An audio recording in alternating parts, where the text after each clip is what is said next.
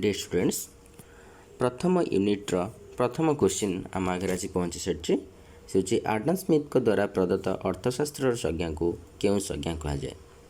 ये first यूनिट्र first question तुम मैंने जाच। अच्छा फर्स्ट बुझा आडम स्मिथ कौन। आडम स्मिथ किए। आडम स्मिथ होती इकोनोमिक्स अर्थशास्त्र जनक भाव जना जाए।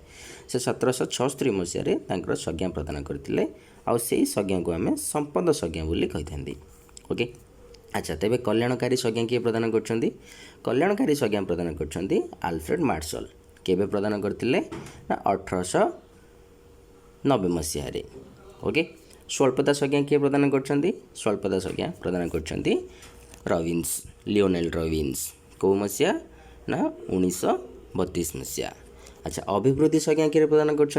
अभिवृद्धि संज्ञा प्रदान कर सैमुएल्सन। ओके जहाँ आम मॉडर्न इकोनॉमिक्स बोली कही था।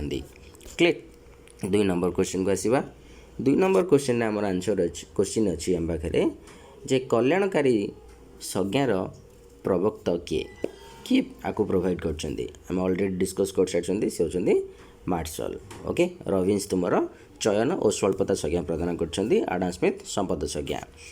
ओके देन नेक्स्ट आसवा क्या अर्थशास्त्र जनक बोली कहुए। ऑलरेडी आम डिस्कस कर सारी से होती आडम स्मिथ। कहीं अर्थशास्त्र जनक कहुए आडम स्मिथ को कौन। आडम स्मिथ को पूर्वर अर्थशास्त्र रचना आउ किए कर नुह करते। भारत वर्ष भारत इतिहास रे चाणक्य सर्वप्रथम अर्थशास्त्र रचना करते किंतु आम अर्थशास्त्र जनक भाव आडम स्मिथ को कनसीडर करती कहीं आडम स्मिथ 1776 मसीह अर्थशास्त्र विधिबद्ध भाव में संज्ञा प्रदान करते तेणु आम आडम स्मिथ को अर्थशास्त्र जनक भाव में कनसीडर करते। ओके रॉबिन्स को संज्ञा क्यों उपादान उपरे पर्यवसित। रॉबिन्स कौ संज्ञा प्रदान कर। रॉबिन्स प्रदान कर चयन और स्वल्पता संज्ञा। अच्छा से चयन और स्वल्पता संज्ञा क्यों उपादान उपरे पर्यवसित क्या उपरे आधारित अटे। जदि आम देखा ऑप्शन देखा स्वल्पता और मनोनयन स्वल्पता और कल्याण स्वल्पता और अभिवृद्धि केउटी भी ठीक नुह। आमर प्रथम आंसर होची प्रथम ऑप्शन टी करेक्ट से होची स्वल्पता और मनोनयन। तेणु आम रॉबिन्स को संज्ञा को चयन और स्वल्पतार संज्ञा बोली कही था दुष्प्राप्यतार संज्ञा बोली कही था। ओके सेठी से कहते कौन ना सीमित संबल रही आम पाखे असीम अभाव रही तेणु आम सीमित संबल को व्यवहार करवा सदुपयोग करवा आ असीम अभाव को चयन करवा सेमानंक गुरुत्व आधार रे सेमानंक आवश्यकता आधार रे चयन करी आम से पूरण करवा जार गुरुत्व अधिका जो अभावर गुरुत्व आम जीवन में अधिका अच्छी से अभावटी को प्रथमे पूरण करवा तापर द्वितीय अभावटी को गति करवा। तेणु ये मनोनयन बा चयन रो भूमिका रही है। ओके 5 नंबर क्वेश्चन द्रव्यर अभाव पूरणकारी क्षमता को कौन कहुए। द्रव्यर अभाव पूरणकारी क्षमता को आम उपयोगिता बोली कही था। ओके नेक्स्ट निम्नोक्त केउं द्रव्यर उपयोगिता नहीं। एमध्य आम देखा कौ द्रव्यर उपयोगिता नहीं बोली आमको पचा जाऊँगी। सिगारेट जदि कहवा तेबे सिगारेट्र मध्य उपयोगिता अच्छी कहाँपाई जे सिगारेट व्यवहार करे बा सेवनकारी जी रही से सिगारेट उपयोगिता प्रदान करें। अच्छा औषध जदि कहवा औषध पिता हेले तार उपयोगिता रही आम समस्त बहीटे जदि कहवा बहीटेर उपयोगिता रही गोटे छात्र बा गोटे छात्री। ओके किंतु पचा अंडाटीए कौन सी उपयोगिता न थाए। पचा अंडा पचा पनीपरिबा बा तुमर नष्ट हो जाइतिबा द्रव्य एगुड़ार कौन सी प्रकार उपयोगिता न थाए तेणु तो आम फोपाड़ी दियंती ना। उपयोगिता जो द्रव्यर थाए से द्रव्य को आम व्यवहार करती आ जो द्रव्यर उपयोगिता न थाए से द्रव्यटी को आम फोपाड़ी दियंती। ओके देन नेक्स्ट आसवा नदी कूल जल। नदी कूल जो जल रही से जल क्यों प्रकार द्रव्य अटे। से जल हूँ तुम मुक्त द्रव्य। अच्छा मुक्त द्रव्य क्या कहुए। मुक्त द्रव्य ताको कहुए जो द्रव्य बिना कौन सी मूल्य रे उपलब्ध थाए बा जो द्रव्य प्राप्ति निमंते तुमको कौन सी मूल्य प्रदान करने को हुए नहीं कौन सी दर देवाक पड़े नहीं ताको आम मुक्त द्रव्य कही था। नदी कूल जो जलटे रही नदीर जल जो रही से जल निमंते आमको कौन सी प्रकार ଟଙ୍କା ଦେବାକୁ ପଡ଼ିବନି, କୌଣସି ପ୍ରକାର ଦର ଦେବାକୁ ପଡ଼ିନଥାଏ। ତେଣୁ ଏହା ଏକ ମୁକ୍ତ ଦ୍ରବ୍ୟ ଅଟେ। ଆଚ୍ଛା, ଅଭୌତିକ ଦ୍ରବ୍ୟ କାହାକୁ କୁହାଯାଏ? ଅଭୌତିକ ଦ୍ରବ୍ୟକୁ ଆଇଡେଣ୍ଟିଫାଏ କରିବା ପାଇଁ ଚାରିଟା ତୁମର କ୍ୟାରେକ୍ଟରିଷ୍ଟିକ୍ ଥାଏ। ଯାହାକୁ ତୁମେ ସ୍ପର୍ଶ କରିପାରୁନାହ, ଯାହାକୁ ଦେଖିପାରୁନାହ, ଯାହାକୁ ତୁମେ ସ୍ଥାନାନ୍ତରିତ କରିପାରୁନାହ ବା ଯାହାର ଏକ ନିର୍ଦ୍ଦିଷ୍ଟ ଆକାର ନଥାଏ, ତାହାକୁ ଆମେ ଅଭୌତିକ ଦ୍ରବ୍ୟ କହିଥାନ୍ତି। ଅର୍ଥନୈତିକ ଦ୍ରବ୍ୟ କାହାକୁ କୁହାଯାଏ? ମୁକ୍ତ ଦ୍ରବ୍ୟର ଜଷ୍ଟ ଅପୋଜିଟ୍। ଯେଉଁ ଦ୍ରବ୍ୟ ପ୍ରାପ୍ତି ନିମନ୍ତେ ତୁମକୁ ଦର ବା ମୂଲ୍ୟ ପ୍ରଦାନ କରିବାକୁ ପଡ଼ିଥାଏ, କିଛି ଦେୟ ଦେବାକୁ ପଡ଼ିଥାଏ, ତାହା ହେଉଛି ଅର୍ଥନୈତିକ ଦ୍ରବ୍ୟ। ଓକେ, ଆଚ୍ଛା, ନେକ୍ସଟ କ୍ୱେଶ୍ଚିନ୍ ଆସ। ଜମିରେ ବ୍ୟବହୃତ ହେଉଥିବା ସାର। ଜମିରେ ବ୍ୟବହୃତ ହେଉଥିବା ସାର କେଉଁ ପ୍ରକାର ଦ୍ରବ୍ୟ ଅଟେ? ଜମିରେ ଯେଉଁ ବ୍ୟବହାର କରନ୍ତି ଆମେ ସାର, ତାକୁ ଯଦି କହିବା ଉପଭୋଗ ଦ୍ରବ୍ୟ ହୋଇପାରିବ କି, ଖାଉଟି ଦ୍ରବ୍ୟ, ଉତ୍ପାଦକ ଦ୍ରବ୍ୟ, ଦ୍ରବ୍ୟ ପଦ୍ୟବାଚ୍ୟ ନୁହେଁ? ନୁହଁ, ଆନ୍ସର ହେଉଛି ଆମର ଉତ୍ପାଦକ ଦ୍ରବ୍ୟ। ଉତ୍ପାଦକ ଦ୍ରବ୍ୟ କାହାକୁ କୁହାଯାଏ? ଉତ୍ପାଦକ ଦ୍ରବ୍ୟ କହିଲେ ଆମେ ସେହି ଦ୍ରବ୍ୟକୁ ବୁଝିବା ଯାହା ଅନ୍ୟ ଏକ ଦ୍ରବ୍ୟ ଉତ୍ପାଦନ କରିବାରେ ସାହାଯ୍ୟ କରିଥାଏ, ଯାହାକୁ ଆମେ ସିମ୍ପଲି ଇଂଲିଶରେ କୁହନ୍ତି ଇଣ୍ଟରମିଡ଼ିଏଟ୍ କମୋଡ଼ିଟି ବା ର ମେଟେରିଆଲ୍ସ, କଞ୍ଚାମାଲ ସବୁ। ଓକେ, ସେମାନଙ୍କୁ ଆମେ ଉତ୍ପାଦକ ଦ୍ରବ୍ୟ ଭାବରେ ବ୍ୟବହାର କରିପାରନ୍ତି। ଓକେ, ଯେଉଁମାନେ ସାହାଯ୍ୟ କରନ୍ତି ଅନ୍ୟ ଗୋଟେ ଦ୍ରବ୍ୟକୁ ଉତ୍ପାଦନ କରିବା ପାଇଁ, ତାକୁ ଆମେ ଉତ୍ପାଦକ ଦ୍ରବ୍ୟ କହିଥାନ୍ତି। ଏଠି ଯେଉଁ ସାର କଥା କୁହାଗଲା, ଏହି ସାରଟି ହେଉଛି ଏକ ଉତ୍ପାଦକ ଦ୍ରବ୍ୟ, କାରଣ ସାରଟିକୁ ବ୍ୟବହାର କରି ଆମେ ଆମ ଫସଲକୁ ବହୁତ ଉତ୍ପାଦନଶୀଳ କରିଥାନ୍ତି ବା ଆମେ ଅଧିକରୁ ଅଧିକ ଫସଲ କରିପାରିଥାନ୍ତି, ଉତ୍ପାଦନ କରିପାରିଥାନ୍ତି ଦ୍ରବ୍ୟ। ଆଚ୍ଛା, ଖାଉଟି ଦ୍ରବ୍ୟ କାହାକୁ କୁହାଯାଏ? ଖାଉଟି ଦ୍ରବ୍ୟ କହିଲେ ଆମେ ସେହି ଦ୍ରବ୍ୟକୁ ବୁଝିବା ଯାହା ଅନ୍ତିମ ସ୍ତରରେ ଆସି ପହଞ୍ଚି ସାରିଥିବ ବା ଯାହା ଡାଇରେକ୍ଟଲି ତୁମର ସାଟିସ୍ଫ୍ୟାକ୍ସନ୍ ବା ତୁମର ୱାଣ୍ଟକୁ ଫୁଲଫିଲ୍ କରୁଥିବ। ଓକେ, ଉପଭୋଗ ଦ୍ରବ୍ୟ କ'ଣ? ଉପଭୋଗ ଦ୍ରବ୍ୟ ହେଉଛି ଯାହାକୁ ତୁମେ ୟୁଜ୍ କରିପାରିବ ଡାଇରେକ୍ଟଲି। ଓକେ, ସୂର୍ଯ୍ୟକିରଣ ଏକ ମୁକ୍ତ ଦ୍ରବ୍ୟ କାରଣ? କାହିଁକି ପଚରାଯାଉଛି? ତୁମକୁ ଏଠି ଆନ୍ସର ଦିଆଗଲା ଯେ ସୂର୍ଯ୍ୟକିରଣ ହେଉଛି ଗୋଟେ ମୁକ୍ତ ଦ୍ରବ୍ୟ। କାହିଁକି? ଏହାର ସ୍ୱଳ୍ପତା ନାହିଁ, ଏହା ପ୍ରକୃତି ଦତ୍ତ, ଏହାର ଦାମ ନାହିଁ ଉପରୋକ୍ତ ସମସ୍ତ। ପ୍ରଥମେ ଦେଖିବା ସ୍ୱଳ୍ପତା କଥା। ଯଦି ସ୍ୱଳ୍ପତାକୁ କନସିଡର କରିବା, ତେବେ ସୂର୍ଯ୍ୟକିରଣର କୌଣସି ସ୍ୱଳ୍ପତା ନଥାଏ ବୋଲି କୁହାଯାଏ। ଓକେ, କାହିଁକିନା ସୂର୍ଯ୍ୟକିରଣ ସବୁବେଳେ ଆଲୁଅ ହିଁ ପ୍ରଦାନ କରିଥାଏ, ସୂର୍ଯ୍ୟକିରଣ ସବୁବେଳେ ରହିଥାଏ। ରାତିରେ ବି ଯଦି କହିବ, ତେବେ ଆମେ କୁହନ୍ତି ଜହ୍ନ ସୂର୍ଯ୍ୟ ଆଲୁଅରେ ଆଲୋକିତ ହୋଇଥାଏ ବୋଲି ଆମର ମାନେ ଗୋଟେ କଥା ରହିଛି। ଜହ୍ନର ଆଲୁଅ ନଥାଏ ବା କିରଣ ନଥାଏ, ସେ ସୂର୍ଯ୍ୟର କିରଣରେ କିରଣିତ ହୋଇଥାଏ ବା ଆଲୋକିତ ପ୍ରଦାନ କରିଥାଏ, ଶୀତଳତା ପ୍ରଦାନ କରିଥାଏ ଆମକୁ। ଓକେ, ଏହା ପ୍ରକୃତି ଦତ୍ତ। ୟେସ୍, ସୂର୍ଯ୍ୟକିରଣ ଗୋଟେ ପ୍ରକୃତି ଦତ୍ତ, ଏହାର ଦାମ ନାହିଁ, ଏହା ବି କରେକ୍ଟ। ତ ଆନ୍ସର ହେଉଛି ଉପରୋକ୍ତ ସମସ୍ତ। ଏବେ ଆମେ ଆସି ପହଞ୍ଚି ସାରିଛନ୍ତି ଉପଭୋଗ ଅଧ୍ୟାୟରେ। ପ୍ରଥମ କ୍ୱେଶ୍ଚିନ୍ ଦେଖିବା, ଉପଭୋଗ ହେଉଛି, ଉପଭୋଗ କହିଲେ କ'ଣ ବୁଝୁଛ? ଅପସନ୍: ଉପଯୋଗିତାର ସୃଷ୍ଟି, ଉପଯୋଗିତାର ଅପଚୟ, ଅଭାବର ପରିତୃପ୍ତି, ଆନନ୍ଦ ଲାଭ। ଉପଭୋଗ କହିଲେ ଆମେ ବୁଝନ୍ତି ଉପଯୋଗିତାର ବିନାଶକୁ ଆମେ ଉପଭୋଗ ବୋଲି କହିଥାନ୍ତି। ଓକେ, ଯେଉଁଟାକି ତୁମର ଏଠି ଆନ୍ସର ଅପଚୟ। ଉପଯୋଗିତାର ଅପଚୟକୁ ଆମେ ଉପଭୋଗ କୁହନ୍ତି। ଆଚ୍ଛା, ଉପଯୋଗିତାର ସୃଷ୍ଟିକୁ କ'ଣ କୁହାଯାଏ? ଉପଯୋଗିତାର ସୃଷ୍ଟିକୁ ଉତ୍ପାଦନ କୁହାଯାଏ। ଅଭାବର ପରିତୃପ୍ତି ଆଉ ଆନନ୍ଦ। ଓକେ, ଏମାନେ ଗୋଟେ ଅଲଗା ଟର୍ମ ଗୁଡ଼ାକ। କ୍ଲିୟର। ନେକ୍ସଟ ଆସିବା, କୌଣସି ଦ୍ରବ୍ୟର ଅତିରିକ୍ତ ଏକକ ଉପଭୋଗ ଫଳରେ ସୀମାନ୍ତ ଉପଯୋଗିତା କ'ଣ ହୁଏ? ସୀମାନ୍ତ ଉପଯୋଗିତା କ୍ରମଶଃ ହ୍ରାସ ପାଏ। ଆଚ୍ଛା, ବୁଝିନେବା ଏଠି ସୀମାନ୍ତ ଉପଯୋଗିତା କାହାକୁ କୁହାଯାଏ? ସୀମାନ୍ତ ଉପଯୋଗିତା କହିଲେ ଏକ ଅତିରିକ୍ତ ଏକକରୁ ପ୍ରାପ୍ତ ଉପଯୋଗିତାକୁ ଆମେ ସୀମାନ୍ତ ଉପଯୋଗିତା କୁହନ୍ତି, ବା ଅନ୍ୟ ଭାଷାରେ କହିପାରିବା ଏକ ଅତିରିକ୍ତ ଏକକ ବ୍ୟବହାର ଦ୍ୱାରା ମୋଟ ଉପଯୋଗିତାରେ ଯେଉଁ ପରିବର୍ତ୍ତନ ଆସେ ତାହାକୁ ଆମେ ସୀମାନ୍ତ ଉପଯୋଗିତା କହିଥାନ୍ତି। ଓକେ, ଆଚ୍ଛା, ମୋଟ ଉପଯୋଗିତା କାହାକୁ କୁହାଯାଏ? ନା ସମସ୍ତ ଏକକରୁ ପ୍ରାପ୍ତ ହେଉଥିବା ଉପଯୋଗିତାର ସମଷ୍ଟିକୁ ମୋଟ ଉପଯୋଗିତା କୁହାଯାଏ। ଠିକ୍ ସେମିତି ହାରାହାରି ଉପଯୋଗିତା କାହାକୁ କୁହାଯାଏ? ନା ଏକ ନିର୍ଦ୍ଦିଷ୍ଟ ଏକକରୁ ପ୍ରାପ୍ତ ଉପଯୋଗିତାକୁ ହାରାହାରି ଉପଯୋଗିତା କୁହାଯାଇଥାଏ। ମନେ ରଖିବ, ତିନିଟା ଟର୍ମ ଥାଏ ତୁମର ଉପଯୋଗିତା, ତିନି ପ୍ରକାରର: ମୋଟ ଉପଯୋଗିତା, ସୀମାନ୍ତ ଉପଯୋଗିତା, ହାରାହାରି ଉପଯୋଗିତା। ତ ମୋଟ ଉପଯୋଗିତା କଥା କହୁଛ ସମସ୍ତ ଏକକକୁ କନସିଡର କରିବ। ସୀମାନ୍ତ ଉପଯୋଗିତା କହିବା ସମୟରେ ଆମେ ଏକ ଅତିରିକ୍ତ ଏକକକୁ କନସିଡର କରିବା। ହାରାହାରି ଉପଯୋଗିତା ସମୟରେ ଆମେ ଏକ ନିର୍ଦ୍ଦିଷ୍ଟ ଏକକକୁ କନସିଡର କରିବା। ଓକେ, ନେକ୍ସଟ କ୍ୱେଶ୍ଚିନ୍, उपभोग वृद्धि सहित मोट उपयोगिता उपभोग जो समय वृद्धि हुए मोट उपयोगिता कौन हुए मोट उपयोगिता मध्य प्रथमे वृद्धि हुई पर ह्रास हुए ओके जो पर्यंत तुम सीमांत उपयोगिता पॉजिटिव थी धनात्मक थी मोट उपयोगिता क्रमानुगत भाव वृद्धि पाउथिबो किंतु जेतेबेले तुम सीमांत उपयोगिता ऋणात्मक हो जाए मोट उपयोगिता ह्रास पाइबा स्टार्ट करे ओके सो जितेबाला तुम उपभोग वृद्धि पाइब मोट उपयोगिता प्रथमतः वृद्धि हेब परवर्ती समय सी मैक्सिमम लेवल पहुँच सर्वाधिक हो परवर्ती समय सी ह्रास पाइबा स्टार्ट कर नेक्स्ट क्वेश्चन सीमांत उपयोगिता शून्य है बेले मोट उपयोगिता कौन हुए मुझे जस्ट तुम कही सीमांत उपयोगिता और मोट उपयोगिता मध्य संपर्क ओके जदि आम डायग्रामेटिकल नेबा तेबे लाइक दिस जो पर्यंत तुम सीमांत उपयोगिता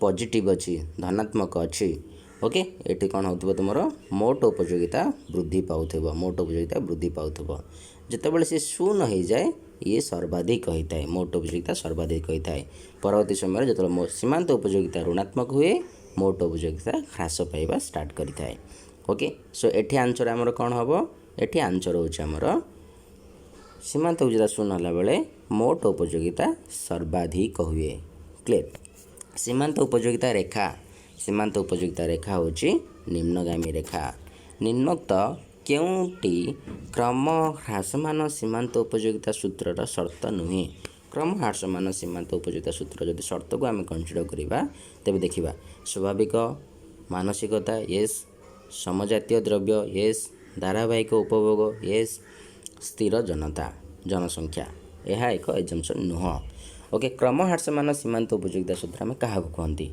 क्रम ह्रासमान सीमांत उपयोगिता सूत्र आमको कहे जदि आम समयर व्यवधान न रखी समजातीय द्रव्यर एक अतिरिक्त एकक को व्यवहार करिबा बारंबार व्यवहार करिबा तेबे प्रत्येक अतिरिक्त एकक प्राप्त हेउथिबा सीमांत उपयोगिता क्रमानुगत भाव ह्रास पाइब ओके कौन सी समयर व्यवधान न रखी जदि तुम्हें गोटे समजातीय द्रव्य को बारंबार बारंबार बारंबार व्यवहार कर चल ओके तार व्यवहार वृद्धि कर चल तेबे प्रत्येक एकक प्राप्त हेउथिबा सीमांत उपयोगिता क्रमशः ह्रास हेबो ओके सो एटी तुम एजम्पशन स्वाभाविक मानसिकता समजातीय द्रव्य धारावाहिक उपभोग तीनटा जाक यही गोटे ही तुम एजम्पशन नुह देन नेक्स्ट क्वेश्चन हूँ निम्नोक्त क्यों व्यक्ति क्षेत्र में क्रम ह्रासमान सीमांत उपयोगिता सूत्र कार्य करना यदि ताको आम कनसीडर करवा तेबे देखिबा मद्यप किराणी शिक्षक श्रमिक एमानक मध्यरे जड़े श्रमिक जदि कंटिन्यूअसली वर्क करिवो काम करिवो ओके सकाळ उठला 6टारू से काम करि चलची देन सी 4 घंटा 5 घंटा कि 6 घंटा कि 8 घंटा काम कर सारा पर थकी जाए प्रत्येक घंटा जो से काम करे प्रत्येक घंटारू मिलुथिबा सीमांत उपयोगिता क्रमशः ह्रास पाए आमको विरक्ति भाव आरंभ होगा स्टार्ट होता है शिक्षक को जदि कनसीडर करवा जड़े शिक्षक काम हो शिक्षादान करवा जदि जड़े शिक्षक सका उठी से कंटिन्यूअसली शिक्षादान कर चलो पढ़े चलो क्लास नहीं चलो तेबे शिक्षकर भी प्रोडक्टिविटी कैपेसिटी कमी जाए से जिते अधिका समय क्लास निए सेते अधिका प्रोडक्टिविटी कैपेसिटी धीरे धीरे धीरे धीरे कमी जाए मार्जिनाल यूटिलिटी जोड़ा आम कहते धीरे धीरे कमी जाए ओके सो एठी मध्य काम करिथाए किराणी टीर मध्य सेम कंडीशन होता है किंतु जड़े मद्यप को जदि आम कनसीडर करवा देन सी जेते भी मद्यपान करिवो कौन सी प्रकार प्रभाव हम ना कारण एठी आम गोटे एजम्पशन को भांगुंट सी हूँ स्वाभाविक मानसिकता ओके मद्यप को आम गोटे स्वाभाविक मानसिकता व्यक्ति भाव में कनसीडर करें ना यह क्षेत्र में क्रम ह्रासमान सीमांत उपयोगिता सूत्र कार्य करि नथाए नेक्स्ट क्वेश्चन सर्वाधिक परितृप्ति निमंते विभिन्न द्रव्यरू मिलुथिबा सीमांत उपयोगिता विभिन्न द्रव्यरू मिलुथिबा सीमांत उपयोगिता कौन हुए सर्वाधिक परितृप्ति निमंते ओके जदि याको आम कनसीडर करवा तेबे तुमर एठी होची समान हेबा आवश्यक अच्छा ये क्वेश्चन टी फास्ट कोट आसी ये क्वेश्चन टी हूँ तुम समसीमांत उपयोगिता सूत्रर ओके विभिन्न द्रव्य को आम कनसीडर कर आम एक रु एकाधिक द्रव्य को आम कनसीडर करती से आम आसी जाती समसीमांत उपयोगिता सूत्र क्षेत्र को तो आम एक द्रव्य को कनसीडर करती गोटे द्रव्य को कनसीडर करती से तुम क्रमहार समान सीमांत उपयोगिता सूत्र कार्य करें सो ये तुमको से क्वेश्चन कर सर्वाधिक परितृप्ति निमंते विभिन्न द्रव्यरू मिलुथिबा सीमांत उपयोगिता समान होगा आवश्यक अटे सेमानक रेशियो समान होगा आवश्यक ये आम सूत्र कौन ना mu of x is equal to mu of y okay बोले आम सूत्र कनसीडर करते इक्विलिब्रियम पॉइंट पाई नेक्स्ट आसीबा केउं द्रव्यर सीमांत उपयोगिता शून्य हुए नाही कार सीमांत उपयोगिता शून्य हुए नाही मुद्रा रसगोला आइसक्रीम उपरोक्त समस्त द्रव्य आइसक्रीम को जदि आम खाइबा गोटे खाइबा दुईटी खाइबा तीनटी खाइबा परवर्ती समय आम विरक्त हो जाती आउ खाइबापी आमर इच्छा हुए ना कारण तुम सीमांत उपयोगिता शून्य हो जाए जदि तापर भी तुम्हें खाइब देन तुमको उल्टी आसवा स्टार्ट हो तुम बांती करवा स्टार्ट कर सीमांत उपयोगिता नेगेटिव बोली आम कनसीडर करती रसगोला भी सेम कंडीशन किंतु मुद्रा सीमांत उपयोगिता केबे भी शून्य हुए ना ओके सी वृद्धि पाए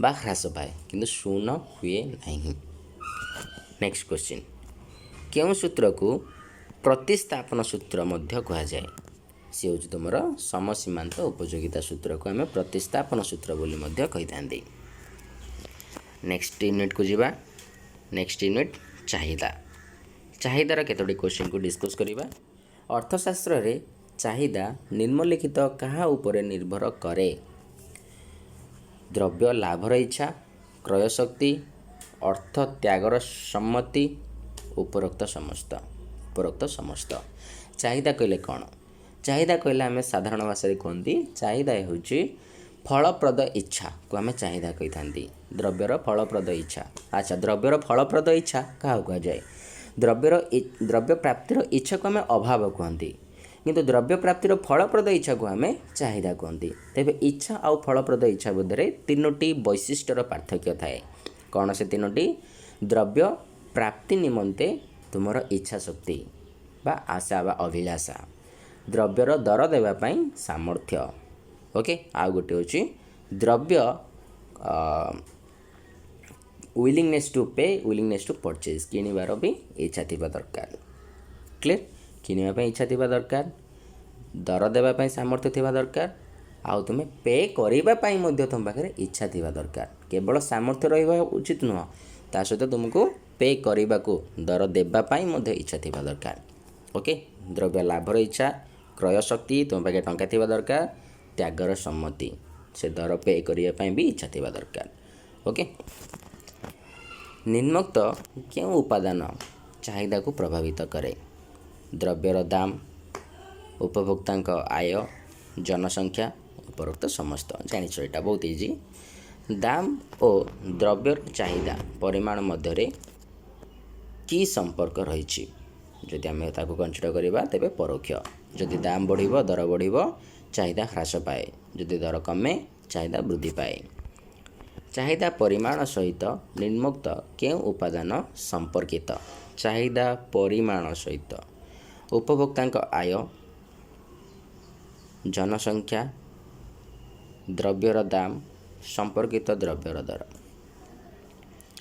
एठी गोटे क्वेश्चन बुझीबार अछि तुमर चाहिदा परिमाण सहित एठी कहा जाउछि ओके तुमर दुईटी कॉन्सेप्ट थिला चाहिदा र परिवर्तन चाहिदार परिमाण रे परिवर्तन मन पड़ुथिबो एठी सेही क्वेश्चन को आम कनसीडर करछंती चाहिदा परिमाण सहित कहार संपर्क थाए ओके जदि ताको आम कनसीडर करवा तेबे सी होछि तुमर द्रव्यर दर अच्छा चाहिदार परिवर्तन चाहिदार परिमाण रे परिवर्तन जस्ट मीनिंग गुडा डिस्कस करवा चाहिदार परिमाण रे परिवर्तन कहले कौन बुझ चाहिदार परिमाण रे परिवर्तन कहले अणदर उपादान गुड़िक अपरिवर्तित रही द्रव्यर दर रे परिवर्तन हेले चाहिदार परिमाण रे जो परिवर्तन हुए ताकू चाहिदार परिमाण रे परिवर्तन कहा जाए चाहिदार परिवर्तन क्या कहा जाए ଚାହିଦାର ପରିବର୍ତ୍ତନ କହିଲେ ଦ୍ରବ୍ୟର ଦର ସ୍ଥିର ଥାଇ ଅଣଦର ଉପାଦାନ ଗୁଡ଼ିକର ପରିବର୍ତ୍ତନ ହେଲେ ଚାହିଦାର ଯେଉଁ ପରିବର୍ତ୍ତନ ଦେଖାଯାଏ ତାହାକୁ ଆମେ ଚାହିଦାର ପରିବର୍ତ୍ତନ ବୋଲି କହିଥାନ୍ତି। ଓକେ, ସାଧାରଣତଃ ଚାହିଦା ରେଖା ନିମ୍ନଗାମୀ ହୋଇଥାଏ। ଭବିଷ୍ୟତରେ ଦର ବୃଦ୍ଧି ଆଶା ଥିଲେ ଚାହିଦା ପରିମାଣ କ'ଣ ହୁଏ? ଭବିଷ୍ୟତରେ ଯଦି ଦର ବୃଦ୍ଧି ଆଶା ଅଛି ତେବେ ବର୍ତ୍ତମାନ ଚାହିଦାର ପରିମାଣ ବୃଦ୍ଧି ପାଇଥାଏ।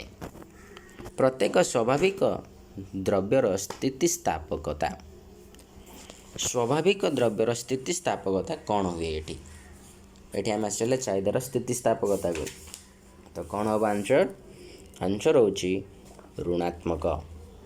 ଓକେ, ଅର୍ଥାତ୍ ତୁମକୁ ଏଠି କ୍ୱେଶ୍ଚିନ୍ କରାଯାଉଛି ଚାହିଦାର ଯେଉଁ ସ୍ଥିତିସ୍ଥାପକତା ରହିଛି ତାହାର ଯେଉଁ ସାଇନ୍ ରହିଛି ସେ କ'ଣ ରହିବ, ନେଗେଟିଭ୍ ନା ପଜିଟିଭ୍ର ଯେଉଁ କନସିଡର୍ କରାଯାଉଛି। ଓକେ, ଏଠି ନେଗେଟିଭ୍ ହିଁ ହେବ।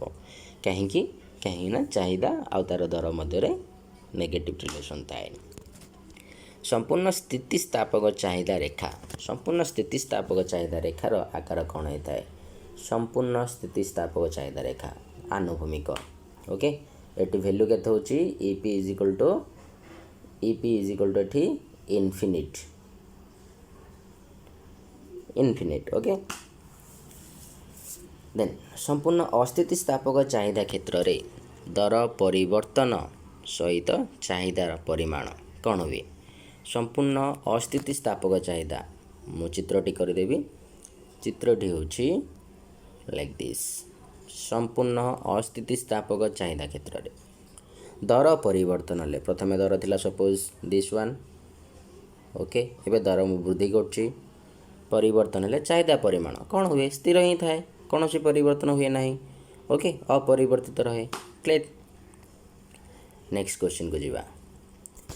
ଏକକ ସ୍ଥିତିସ୍ଥାପକ ଚାହିଦା ରେଖାର ଆକାର କ'ଣ ହୋଇଥାଏ? ଆୟତାକାର,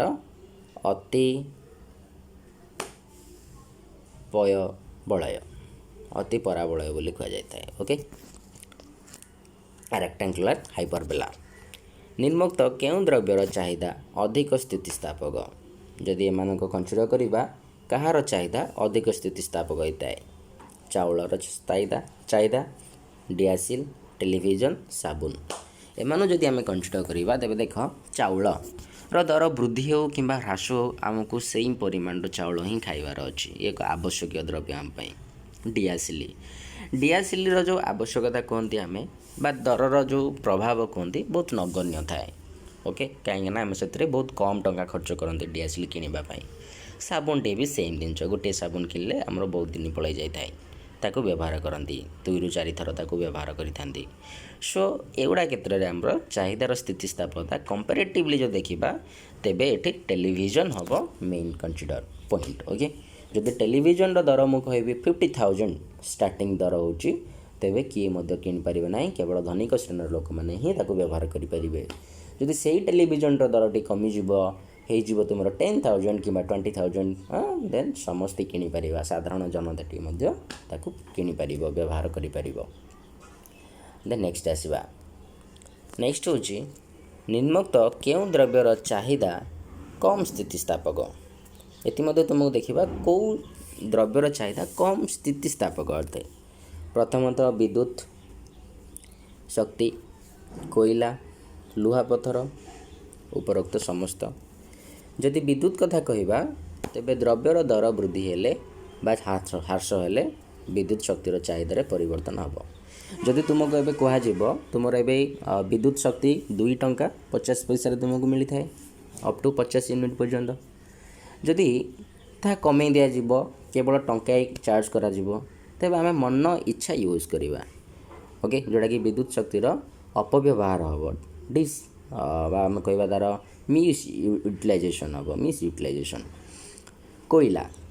କୋଇଲା ବି ସେମ୍ କଣ୍ଡିସନ୍। ଯଦି କୋଇଲାର ଦର ସମ୍ପୂର୍ଣ୍ଣ ଭାବେ କମିଯିବ ତେବେ ତା'ର ବ୍ୟବହାର ବହୁତ ଅଧିକା ହେବାର ଲାଗିବ, ଆମେ ସବୁ କ୍ଷେତ୍ରରେ ତାକୁ ବ୍ୟବହାର କରିନେବା।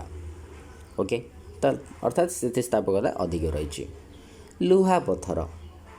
ଲୁହାପଥରର ବ୍ୟବହାର କ'ଣ କରିବା? ଲୁହାପଥର ଆଣିକି ଆମକୁ କିଛି ଆବଶ୍ୟକତା ନୁହେଁ।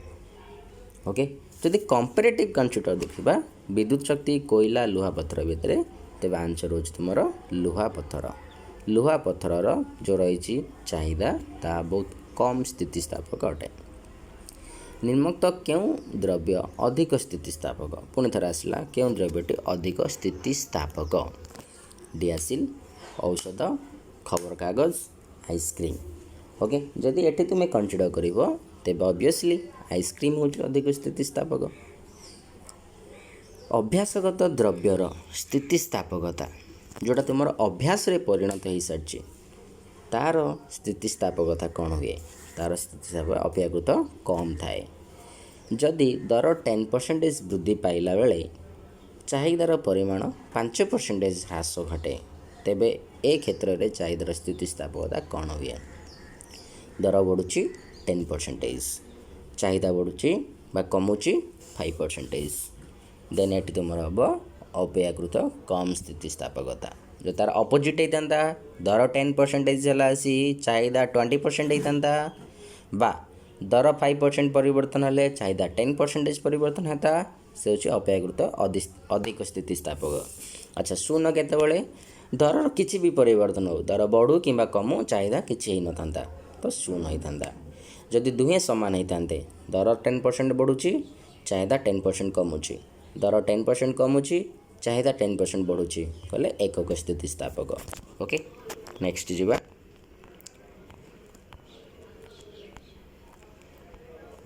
चाहिदा रेखा उल्लंब हेले चाहिदार स्थितिस्थापकता कौन हुए?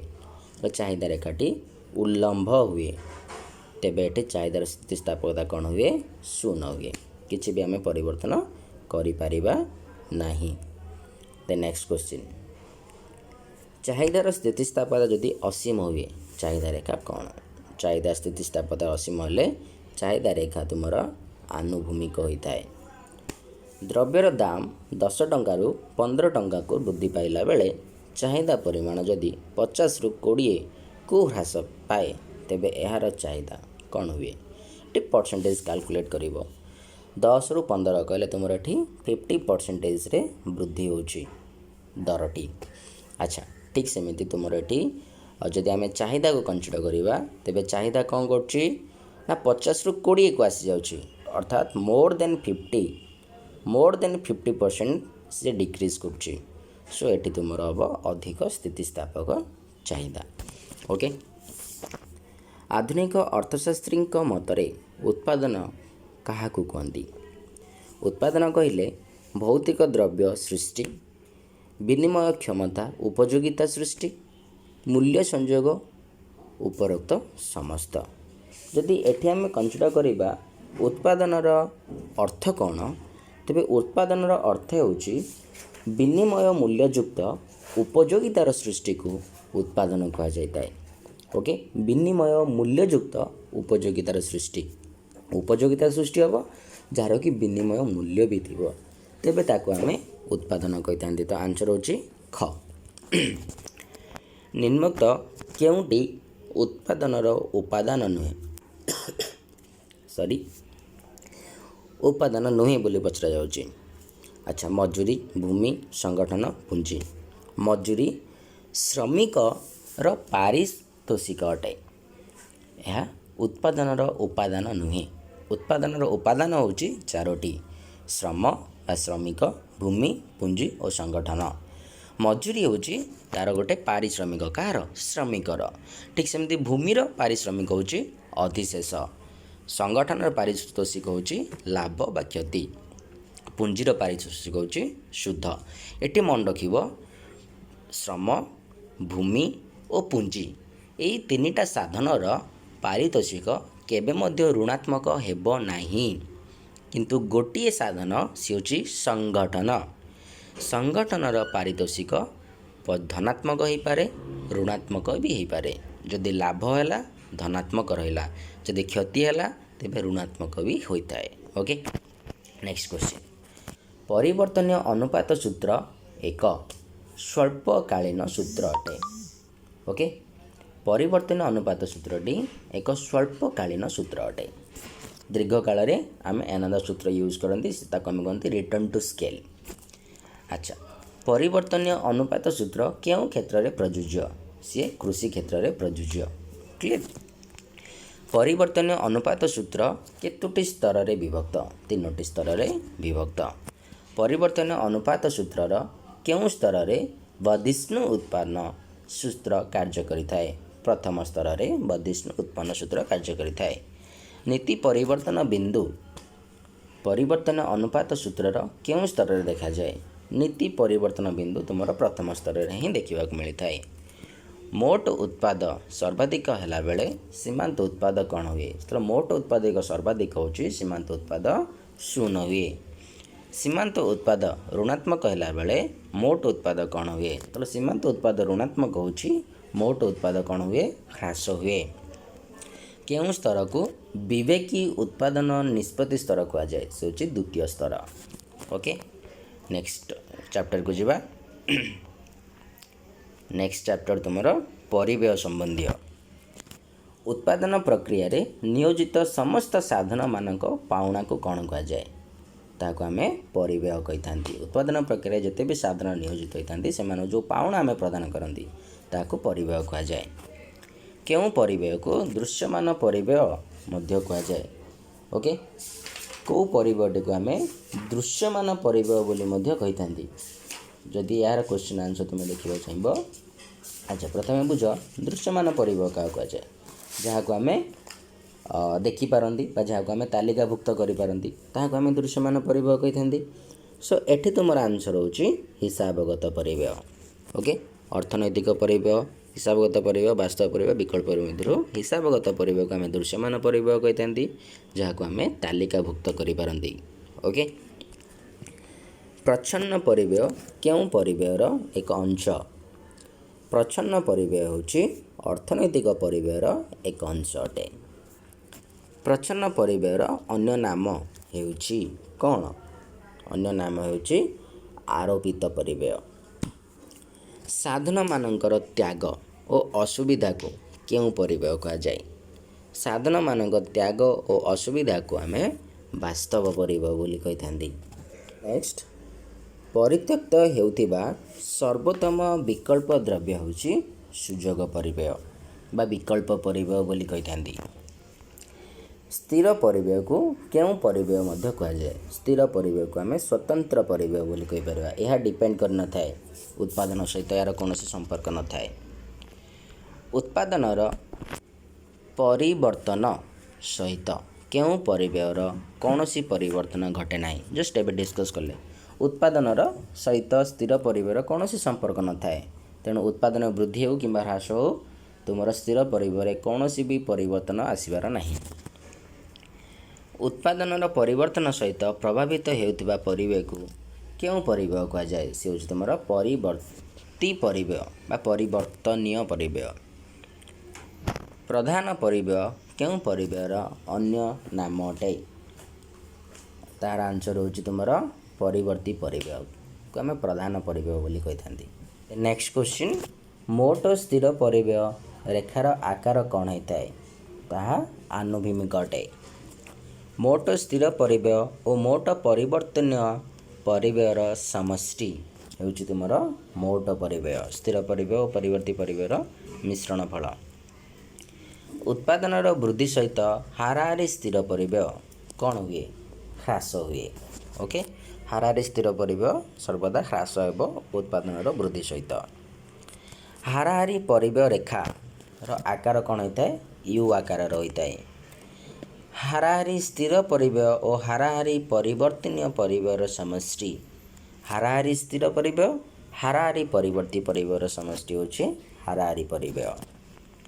उत्पादनर प्रत्येक वृद्धि मोट परिव्यय रे जेउ वृद्धि घटाए ताहाको केउं परिव्यय कहा जाए? ताहाको आमे सीमांत परिव्यय कहिबा। द नेक्स्ट क्वेश्चन, पूर्ण प्रतियोगितामूलक स्थिति रे हाराहारी आय रेखा। पूर्ण प्रतियोगितामूलक बजार को जदि आमे कंसीडर करिबा तेबे एठी दर स्थिर थाए बा एक निर्दिष्ट दरर प्रचलन हुए। तो एठी हाराहारी आय और सीमांत आय परस्पर सहित समान होती। AR/MR is equal to P मध्य माने दर भी समान होता है आनुभूमिक रेखा। देन नेक्स्ट क्वेश्चन, ପୂର୍ଣ୍ଣ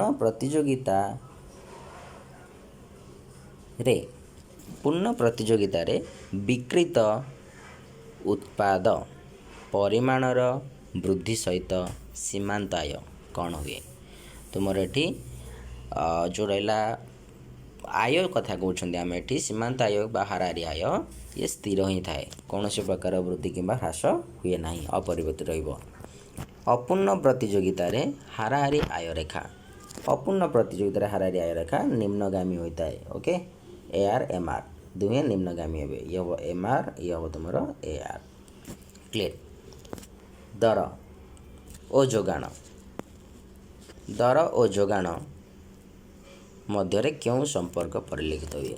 ପ୍ରତ୍ୟକ୍ଷ ସମ୍ପର୍କ ପରିଲକ୍ଷିତ ହୁଏ। ଏକ ସ୍ୱାଭାବିକ ଯୋଗାଣ ରେଖା ସବୁବେଳେ ଊର୍ଦ୍ଧ୍ୱଗାମୀ ହୋଇଥାଏ।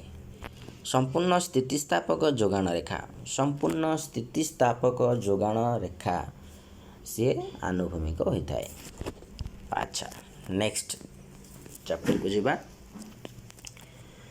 ସମଜାତୀୟ ଦ୍ରବ୍ୟର କାରବାର କେଉଁ ବଜାରରେ ହୋଇଥାଏ? ସିଏ ହେଉଛି ପୂର୍ଣ୍ଣ ପ୍ରତିଯୋଗିତାମୂଳକ ବଜାର। ସମ୍ପୂର୍ଣ୍ଣ ପ୍ରତିଯୋଗିତାମୂଳକ ବଜାର ଚାହିଦା ରେଖା କ'ଣ ହୋଇଥାଏ? ଚାହିଦା ରେଖା ତୁମର ଏଠି ଆନୁଭୂମିକ ହେବ। ଓକେ, ଚାହିଦା ରେଖା ଆନୁଭୂମିକ ହୋଇଥାଏ। କେଉଁ ବଜାରରେ ଜଣେ ମାତ୍ର ବିକ୍ରେତା ଥାନ୍ତି? ଏକାଧିକାରୀ ବଜାରରେ ଜଣେ ମାତ୍ର ବିକ୍ରେତା ଥାନ୍ତି। କେଉଁ ବଜାରରେ ଅଳ୍ପ ସଂଖ୍ୟକ ବିକ୍ରେତା ଥାନ୍ତି? ଯଦି ଅଳ୍ପ ସଂଖ୍ୟକ ବିକ୍ରେତା କହିବା ତେବେ ସେ ହେଉଛି ଅଳ୍ପାଧିକାର। ଅନ୍ତଃ ନିର୍ଭରଶୀଳତା କେଉଁ ବଜାରର ପ୍ରମୁଖ ବୈଶିଷ୍ଟ୍ୟ? ଅଳ୍ପାଧିକାର ବଜାରର ପ୍ରମୁଖ ବୈଶିଷ୍ଟ୍ୟ। ଚାହିଦା ଓ ଯୋଗାଣ ସମାନ ହେବା ଅବସ୍ଥାରେ ନିର୍ଦ୍ଧାରିତ ଦାମ ହେଉଛି ତୁମର ଏକ ସନ୍ତୁଳିତ ଦାମ। ଓକେ, ସନ୍ତୁଳିତ ଦର। ଯୋଗାଣ ଅପରିବର୍ତ୍ତିତ ରହି ଚାହିଦା ବୃଦ୍ଧି ପାଇଲେ ସନ୍ତୁଳନ ଦର କ'ଣ ହେବ? ଯୋଗାଣ ଅପରିବର୍ତ୍ତିତ ରହି ଯଦି ଚାହିଦା ବୃଦ୍ଧି ହେଉଛି ତେବେ ସନ୍ତୁଳନ ଦର ତୁମର ବୃଦ୍ଧି ହେବ। କେଉଁ କାଳରେ ଯୋଗାଣର ବୃଦ୍ଧି ଘଟିନଥାଏ? ସେ ସ୍ୱଳ୍ପକାଳ ବି କହିବାନି, ସ୍ୱଳ୍ପ କାଳରେ ହେଇଥାଏ ବଜାର କାଳ। ବଜାର କାଳରେ ଯୋଗାଣର କୌଣସି ବି ବୃଦ୍ଧି ହେବ ନାହିଁ। ସ୍ୱଳ୍ପ କାଳରେ ନଗଣ୍ୟ ମାତ୍ରାରେ ବୃଦ୍ଧି ହୋଇପାରିବ, ଦୀର୍ଘ କାଳରେ ସମ୍ପୂର୍ଣ୍ଣ ମାତ୍ରାରେ ବୃଦ୍ଧି ହୋଇପାରିବ। ଦୀର୍ଘକାଳୀନ ଦାମ ହେଉଛି କେଉଁ ପ୍ରକାରର ଦର? ସିଏ ଯଦି ଦୀର୍ଘକାଳୀନ ଦାମକୁ ଦେଖିବା ସେ ହେଉଛି ସ୍ୱାଭାବିକ ଦର। ଓକେ, ଦେନ୍ ନେକ୍ସଟ ୟୁନିଟ୍ ଆମେ ଆସିଗଲେ ସମଷ୍ଟି ଅର୍ଥନୀତିକୁ। ଓକେ, ସମଷ୍ଟି ଅର୍ଥନୀତି କ୍ଷେତ୍ରରେ ଆମେ ଦେଖିବା ଏବେ କେତୋଟି ମଲ୍ଟିପୁଲ ଚଏସ୍ କ୍ୱେଶ୍ଚିନ୍। ନିମ୍ନୋକ୍ତ କେଉଁଟି ସମଷ୍ଟି ଅର୍ଥନୀତିର ପରିସରଭୁକ୍ତ? ଯଦି ଏଥିମଧ୍ୟରୁ କନସିଡର କରିବା କାହାକୁ ଆମେ ସମଷ୍ଟି ଅର୍ଥନୀତିର ପରିସରରେ ନେଇଥାନ୍ତି? ବ୍ୟକ୍ତିଙ୍କ ଆୟ, ପରିବାରର ମୋଟ ଆୟ, ଜାତୀୟ ଆୟ, ଉପରୋକ୍ତ ସମସ୍ତ। ଗୋଟିଏ ବ୍ୟକ୍ତିଙ୍କ ଆୟକୁ ଆମେ ସମଷ୍ଟି ଅର୍ଥନୀତିରେ କନସିଡର କରନ୍ତି ନାହିଁ, ଏହା ବ୍ୟଷ୍ଟି ଅର୍ଥନୀତିର ପରିସରଭୁକ୍ତ ଅଟେ। ପରିବାରର ମୋଟ ଆୟ, ଗୋଟିଏ ପରିବାର କହିଲେ ବି ଆମେ ବ୍ୟଷ୍ଟିକୁ ଆସିଗଲେ। ଜାତୀୟ ଆୟ ହେଉଛି ତୁମର ସମଷ୍ଟି ଅର୍ଥନୀତିର ପରିସର। ଆୟ ଓ ନିୟୋଜନ ତତ୍ତ୍ୱର ପ୍ରଣେତା ହେଉଛନ୍ତି କେନ୍ସ। ଓକେ, ଆୟ ନିୟୋଜନ ତତ୍ତ୍ୱ ତୁମର ଆକ୍ଚୁଆଲି ସିଲାବସ୍ରେ ବା ନ ଆସିପାରେ ତୁମର କ୍ୱେଶ୍ଚିନ୍ ଏଥିରେ, ଫିର୍ ବି ଆମେ ଡିସ୍କସ୍ କରିନେବା। ସାମୂହିକ ଯୋଗାଣ ଦର ଓ ଚାହିଦା ଦର ସମାନ ଥିବା ସନ୍ତୁଳିତ ଅବସ୍ଥାରେ କ'ଣ ନିର୍ଦ୍ଧାରିତ ହୋଇଥାଏ? ଏଠି ତୁମର ନିର୍ଦ୍ଧାରିତ ହେବ ଜାତୀୟ ଆୟ ନିର୍ଦ୍ଧାରଣ କରାଯାଇଥାଏ। ଓକେ,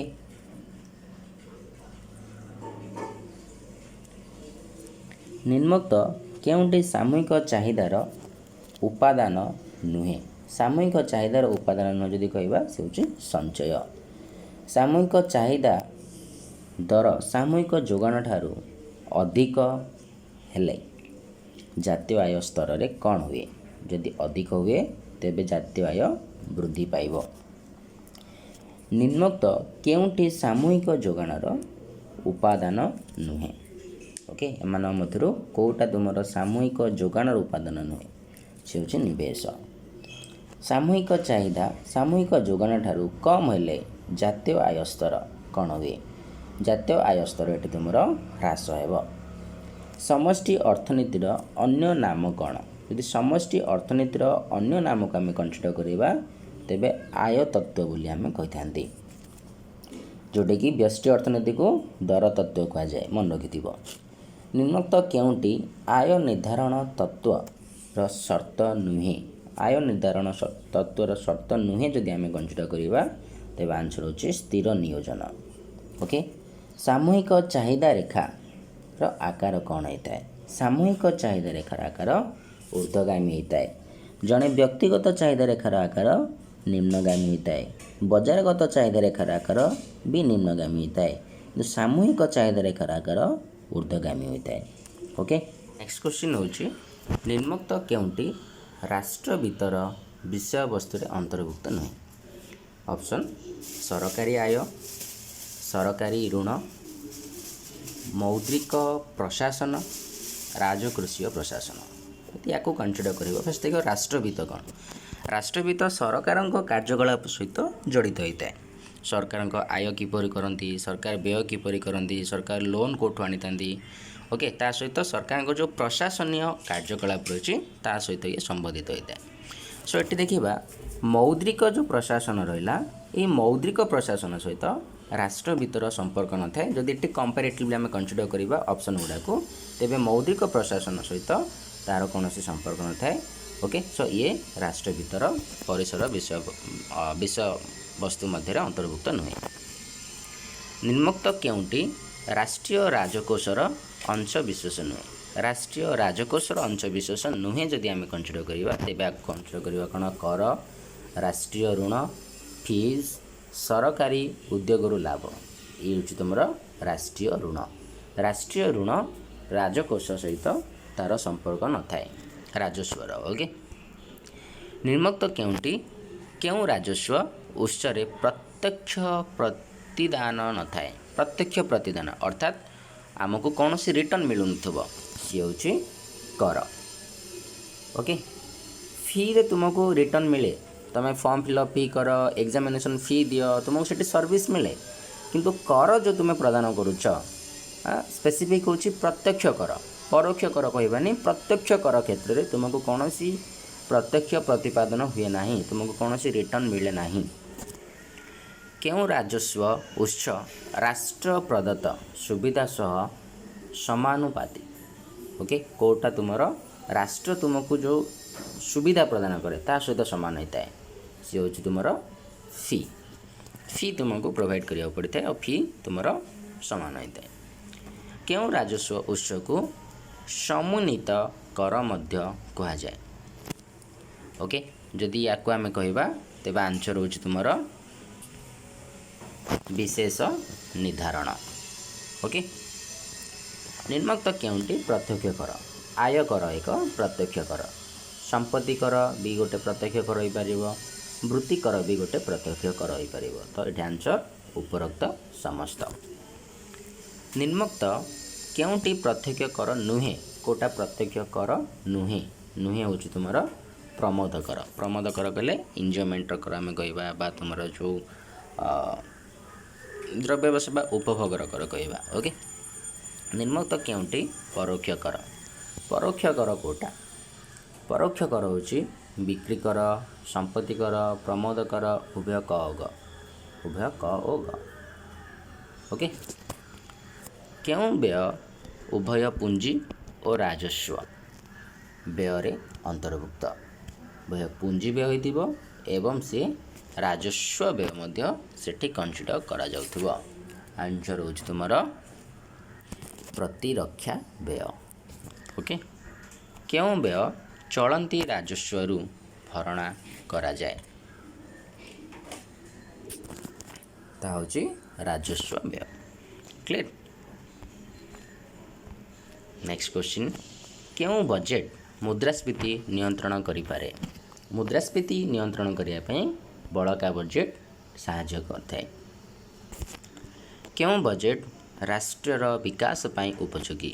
ରାଷ୍ଟ୍ରର ବିକାଶ ପାଇଁ ଯଦି ଆମେ କନସିଡର କରିବା ତେବେ ନିଅଣ୍ଟିଆ ବଜେଟ୍। ଆଚ୍ଛା, ବଳକା ବଜେଟ୍, ନିଅଣ୍ଟିଆ ବଜେଟ୍, ସମତୁଲ ବଜେଟ୍ ତିନିଟା ଥାଏ। କ'ଣ ଏଗୁଡ଼ାକ? ଯେତେବେଳେ ରାଷ୍ଟ୍ରର ଆୟ ବା ସରକାରଙ୍କ ଆୟ ଓ ସରକାରଙ୍କ ବ୍ୟୟ ଉଭୟ ସମାନ ହୁଏ ତାକୁ ଆମେ କହନ୍ତି ସମତୁଲ ବଜେଟ୍। ଯେତେବେଳେ ସରକାରଙ୍କ ଆୟ ସରକାରଙ୍କ ବ୍ୟୟ ଠାରୁ ଅଧିକା ହୁଏ ସେ ହେଉଛି ତୁମର ବଳକା ବଜେଟ୍। ଯେତେବେଳେ ସରକାରଙ୍କ ଆୟ ସରକାରଙ୍କ ବ୍ୟୟ ଠାରୁ କମ୍ ହୁଏ ସେ ହେଉଛି ନିଅଣ୍ଟିଆ ବଜେଟ୍। ଓକେ, ଏହା ସହିତ ଆମର ଇକୋନୋମିକ୍ସର MCQs ଟୋଟାଲି ଆମେ डिस्कस कर सारी पूरा होल टॉपिक को। ओके, नेक्स्ट वीडियो रे मु तुमरो 2 मार्किया क्वेश्चन गुडी को डिस्कस करेबी।